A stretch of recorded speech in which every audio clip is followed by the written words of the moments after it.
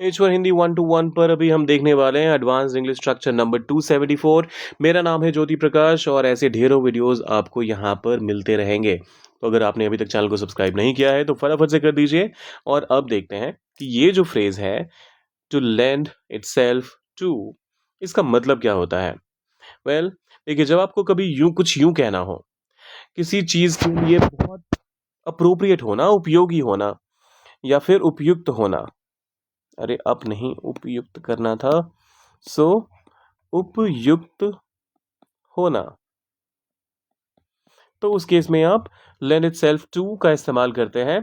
कोई ऐसी चीज जो किसी चीज के लिए कैटलिस्ट का काम करे। कैटलिस्ट आप समझते हैं ना? नहीं। अरे केमिस्ट्री थी ना आपके लिस्ट ऑफ सब्जेक्ट्स में, जो रिएक्शन को और तेज कर देती है। हाँ। तो अच्छा चाहिए, चलिए कैटलिस्ट छोड़िए, सहयोगी होना। ठीक है, ठीक है। किसी चीज में सहयोगी होना। अब ये इंसानों की बात भी हो सकती है और किसी चीज या सिचुएशन की बात भी हो सकती है।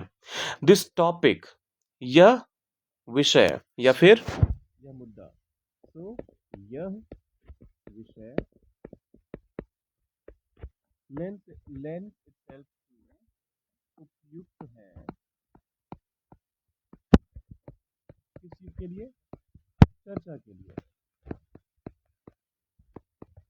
तो कोई एक ऐसा सब्जेक्ट है जिसकी आप बात जैसे शुरू करते हैं, लोग चर्चा करना शुरू कर देते हैं। एग्जाम्पल के लिए, जैसे ही आप हॉन्टेड हाउस का जो पूरा कॉन्सेप्ट होता है या फिर जो पैरानॉर्मल नॉर्मल एक्टिविटीज की बात होती है, तो उन सब के लिए 10 लोग आपके पास खुद ही आके इकट्ठा हो जाएंगे। हाँ। तो वो ऑटोमेटिकली खुद ही वो लैंड कर जाता है किस चीज के लिए, डिस्कशन के लिए। इसका ये प्राइम एग्जाम्पल हो सकता है। या जैसे अब किसी खेल के बारे में, क्रिकेट के एग्जैक्टली अब क्रिकेट प्रेमियों के बीच में आप जाकर क्रिकेट की चर्चा शुरू कर दें, ओ भाई सब सारे के सारे एक्सपर्ट बन जाएंगे 2 सेकंड के अंदर। ऐसे बैटिंग नहीं करनी चाहिए थी, ये ऑर्डर नहीं होना चाहिए था, बॉलिंग में ये चेंजेस करने चाहिए थे, फील्डिंग में ये।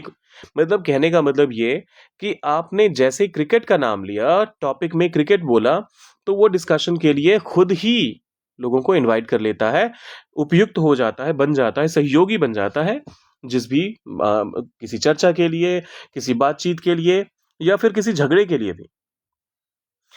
This design doesn't lend itself to mass production.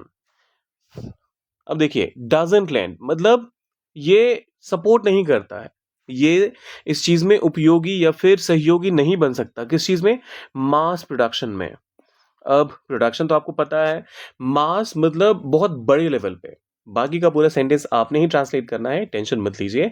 लेकिन मास का मैंने आपको मतलब बता दिया, बहुत बड़े स्केल पे। बाकी पूरा सेंटेंस कीजिए ट्रांसलेट, डालिए कमेंट सेक्शन में, और जाने से पहले H1 हिंदी 1 to 1 को सब्सक्राइब करके जाइएगा, क्योंकि यहाँ पर जल्दी ही आपको मिलने वाला है 5000 रुपीज कैश प्राइज जीतने का मौका। मिलते हैं जल्दी।